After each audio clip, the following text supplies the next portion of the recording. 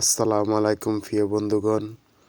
এই সেই উহুদ পাহাড়, যার কথা আমাদের নবী হজরত মুহাম্মদ সাল্লাল্লাহু আলাইহি সাল্লাম বলেছেন, এই উহুদ পাহাড় আমাকে ভালোবেসেছে, আমি উহুদ পাহাড়কে ভালোবেসেছি।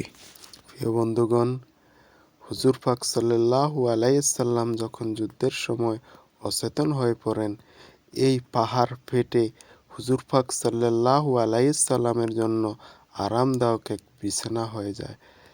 আজ এই পাহাড় হুজুর পাক সাল্লাল্লাহু আলাইহি সাল্লামকে চিনতে পারলো।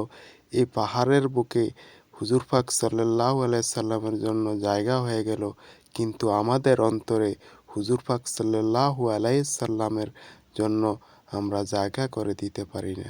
প্রিয় বন্ধুগণ, এই দৃশ্যটা এখন রাত 3টা বাজে। আমরা যখন মক্কা থেকে রওনা দিয়েছি, রাত্রে এখানে আসতে আসতে প্রায় 3টা বাজে গেছে। এখনো অনেক মানুষ আছে পাহাড়ের সাইডে। একটি পাহাড়ের উপরে আমি দাঁড়িয়ে ভিডিও করতেছি, দেখেন এখানে অনেক মানুষ।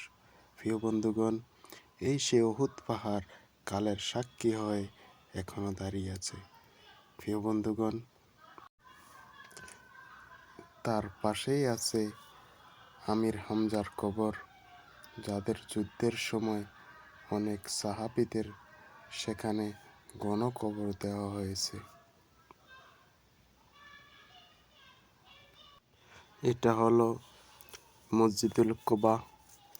এখানেও দেখেন অনেক নারী পুরুষ একসাথে যাইতেছে। ভিতরে আমি গেছিলাম নামাজ পড়ার জন্য। অনেক মানুষ, রাত্র গভীর 3টা বাজে। এই মসজিদুল কুবার পরে আমরা গেছিলাম ওখানে উহুদ পাহাড়ে। মক্কা মদিনা এমন একটি জায়গা, সব সময় 12 মাস মানুষ থাকে। তারপর হলো মসজিদুল কুবা, উহুদ পাহাড়, কেবলাতিন মসজিদ, সব সময় আপনি মানুষ দেখতে পাবেন। দেখছেন রাত 3টা বাজে, এখনো অনেক মানুষ। এটা হলো যায়নি মিক্কাতে।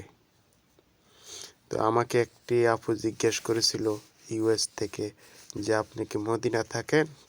আমি বলবো, না আপু, আমি মদিনা থাকি না, আমি উমরা করার জন্য এসেছি। আমার রোম থেকে মক্কা 1200 কিলোমিটার দূর, 1200 কিলোমিটার দূরে আছি। উমরা করার জন্য এসেছিলাম, 3 দিনের জন্য এসেছি।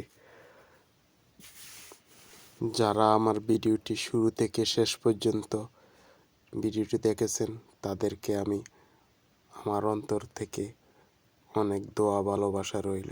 আসসালামু আলাইকুম ওয়া রাহমাতুল্লাহি ওয়া বারাকাতুহু।